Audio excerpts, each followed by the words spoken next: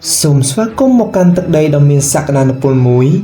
đại nước các bãi đông tuần lê mê công đồng miền sạc sầm khăn tí ní cứ khôm ôm rẻ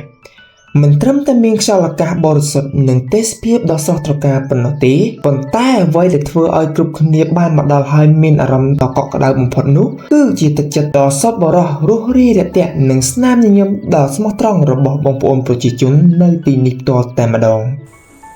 ngày níខ្ញុំនឹងនាំអ្នកទាំងអស់គ្នាទៅមើលពីសកម្មភាពដែលគួរឲ្យកត់សរសើរមួយគឺ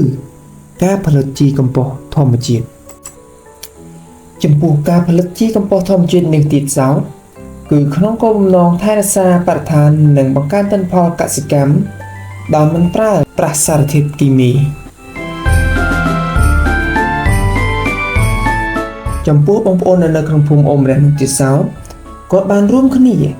ប្រើប្រាស់កាកសំណល់មកពីចំការដូចជាស្លឹកឈើពូប្រយោជន៍លាមកសត្វដើម្បីមកកែច្នៃធ្វើជាជីធម្មជាតិដ៏មានគុណភាពការធ្វើជីកំប៉ុស្តនេះមិនត្រឹមតែជួយឲ្យដំណាំលូតលាស់ល្អនិងមានសុវត្ថិភាពសម្រាប់អ្នកទទួលទានប៉ុណ្ណោះទេប៉ុន្តែវាក៏ជាសកម្មភាពដែលបង្ហាញអំពីការសាមគ្គីគ្នារបស់អ្នកភូមិផងដែរនៅភូមិអ៊ំរះ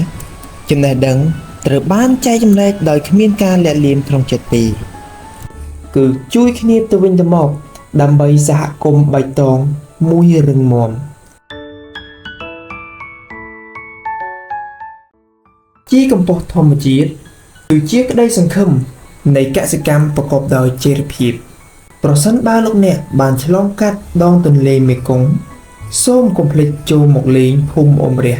ដើម្បីទទួលយកនៅបទពិសោធន៍កសិកម្មនិងបដិសណ្ឋារកិច្ចដ៏កក់ក្ដៅបំផុតសូមអរគុណសូមជម្រាបលា